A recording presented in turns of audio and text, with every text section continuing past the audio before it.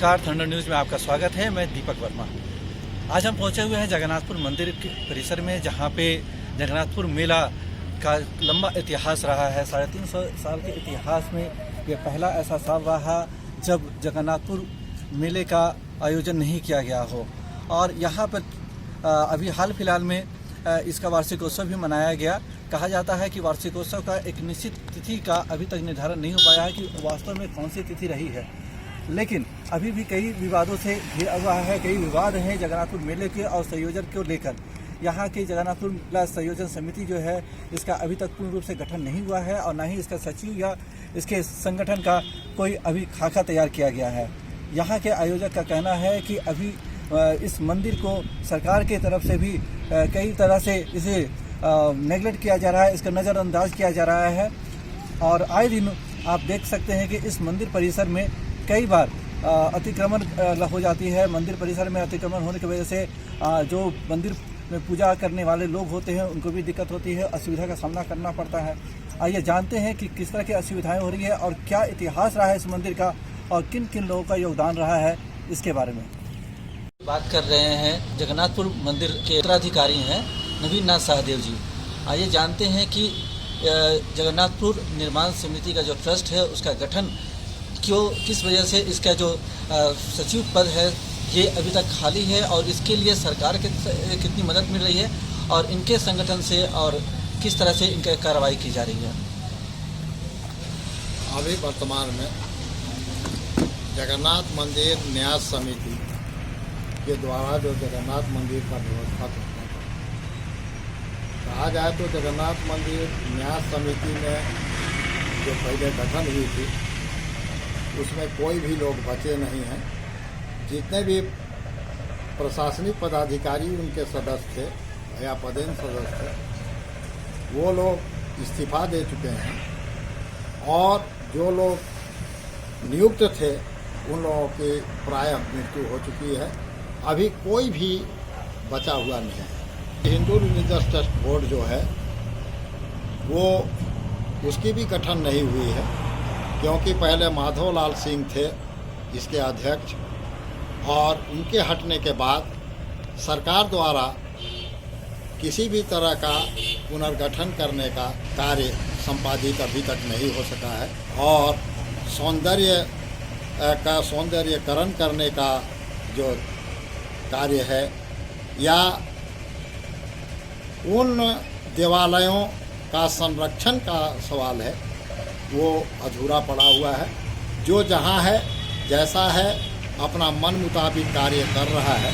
यदि कमेटी की गठन हो जाती है तो निश्चित रूप से ये झारखंड रिलीजियस ट्रस्ट बोर्ड के तहत जगन्नाथपुर मंदिर न्यास समिति बहुत अच्छा ढंग से अग्रसर हो सके।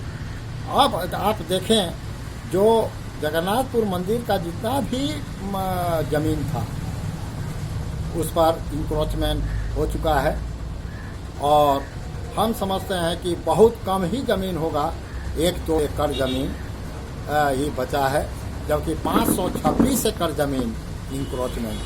हम लोगों ने विगत जो मुख्यमंत्री जी थे रघुवर दास जी के काल में हम लोगों ने प्रस्ताव रखा था और उस समय माननीय डीसी रांची थे और वो भी बैठे हुए थे और वहाँ यही बातें की गई थी कि जगन्नाथपुर मंदिर का जो जमीन है और उसका सीमांकन होना चाहिए, जबकि स्वीकृत तो हो चुका लेकिन आज तक कार्यान्वित रूप में उसको नहीं लाया जा सका है।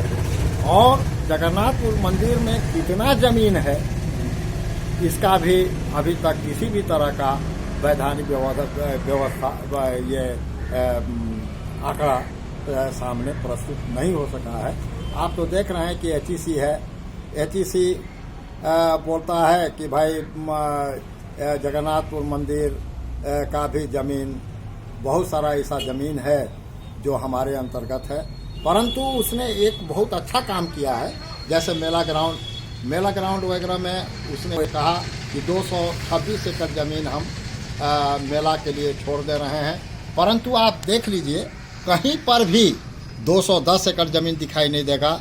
चारों ओर नज़र डालिए, चारों ओर अतिक्रमण ही अतिक्रमण है, आप देख रहे हैं। और मैं यही कहूँगा, सरकार से हमेशा निवेदन करता रहा हूँ कि जगन्नाथपुर मंदिर न्यास समिति का गठन हो। इससे पूर्व Jharkhand religious trust, Hindu religious board का यथाशीघ्र गठन हो और ऐसे लोगों को लाया जाए इस कमेटी में जो निस्वार्थ भावना से, धार्मिक मनोभावना से कार्य कर सकें और जगन्नाथ हों या जितने भी भगवान हों, देवता हों, उनका सेवा हो सके।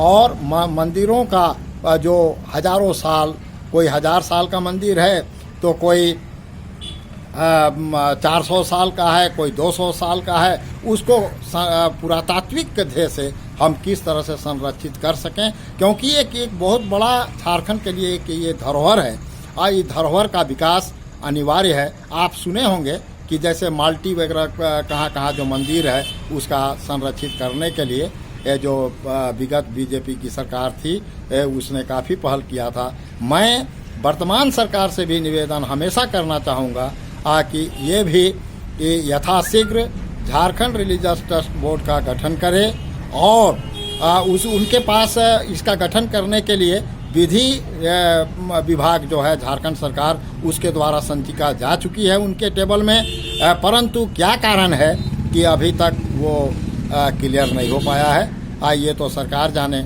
और सरकार का काम जाने, लेकिन व्यवस्था जो है वो पूरा देवालयों में व्याप्त है। इसको रोकना है, मनमानी को नहीं रोकिएगा तब तक काम नहीं होगा। एक सवाल है कि अभी कुछ दिन पहले इसका वार्षिकोत्सव मनाया गया जगन्नाथपुर का, तो इस वार्षिकोत्सव में हर साल तो मेला लगता है और इस कोरोना की वजह से मेले में अभी रौनक कम रही, तो इस आयोजन को लेकर आपको क्या कहना है?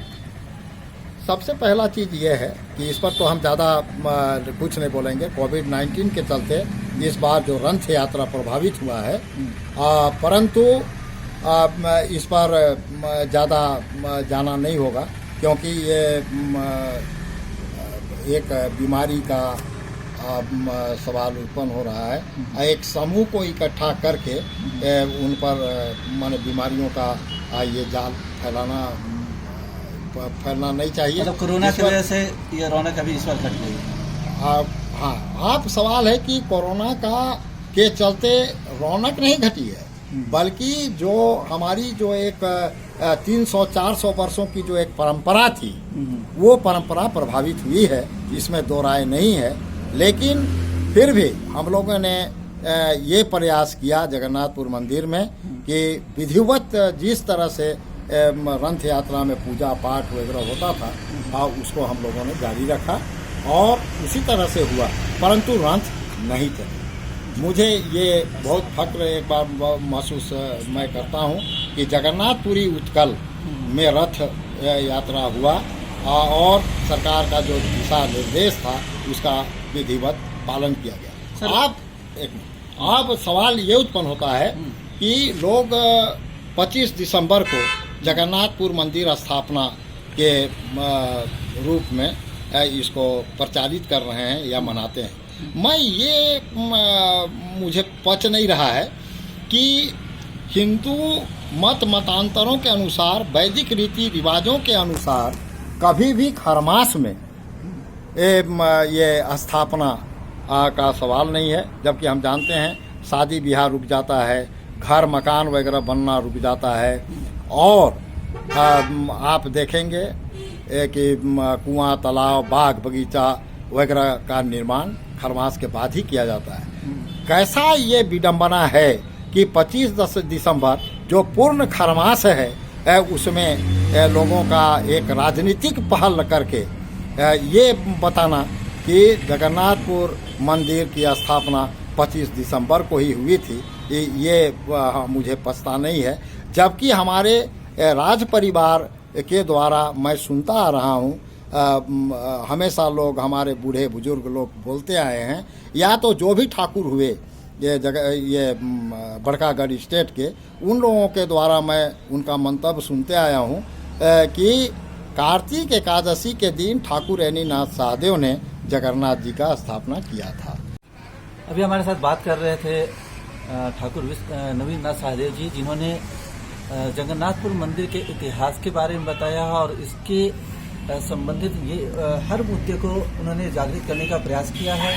और साथ ही साथ उन्होंने कहा जो जगन्नाथपुर न्याय समिति का जो गठन हुआ था वह अभी भी पूर्ण तरह से नहीं हुआ है, संचालित नहीं हो रही है और उसका पुनर्गठन होना चाहिए। जो भी सचिव है, जो भी सदस्य है और जो भी संगठन के सदस्य है उसको उजागर होना चाहिए। साथ ही साथ सरकार को भी इस मंदिर के ट्रस्ट के बारे में और मंदिर के में जो कार्यवाही में चल रहा है उस पर भी ध्यान देना चाहिए, क्योंकि मंदिर किसी एक का नहीं है, ये संपूर्ण जनता का है, ये पूरे राज्य का है। और जिस तरह से हर राज्य में एक प्रसिद्ध मंदिर होता है, चाहे वो यूपी का हो, चाहे उत्तराखंड का हो, चाहे और भी प्रदेशों में हो, उस तरह से जगन्नाथपुर का भी एक प्रमुख पहचान मिले। वैसे तो पर्यटन क्षेत्र के रूप में तो ये घोषित हो ही चुकी है, लेकिन इसको अभी भी एक उचित पहचान जो इतिहास के पन्नों में दर्ज है वो नहीं मिल पा रही है। वो चाहते हैं कि इस समिति का गठन हो और पूरी तरह से संचालित हो और सरकार इस पर देखरेख करते रहे। साथ ही साथ यहाँ जो भी आए दिन में यहाँ जो अतिक्रमण होता है उस पर भी निगरानी की जाए। मैं दीपक वर्मा, थंडर न्यूज़।